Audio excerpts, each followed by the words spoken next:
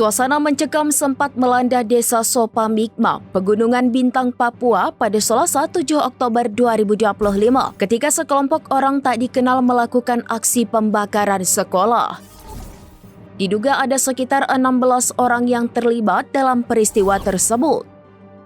Mereka datang diam-diam lalu membakar bangunan sekolah sebelum melarikan diri ke arah desa Delpem. Untungnya tak ada korban jiwa dalam kejadian tersebut. Namun anak-anak yang biasanya ceria di sekolah kini sempat ketakutan dan bingung karena tempat mereka belajar hangus terbakar. Tim gabungan dari Satgas Operasi Damai Kartens segera turun tangan. Mereka mengamankan lokasi dan memastikan warga sekitar tetap aman. Brigjen Faisal Ramadhani, pimpinan Operasi Damai Kartens, menyebut tindakan itu sangat kejam. Sayangnya, ini bukan kali pertama sekolah di daerah itu diserang. Sebelumnya, bangunan puskesmas di Kiwirok juga dibakar saat sedang diperbaiki. Meski begitu, para guru dan anak-anak tak mau menyerah. Mereka bertekad untuk tetap belajar, meski sementara waktu harus berpindah tempat.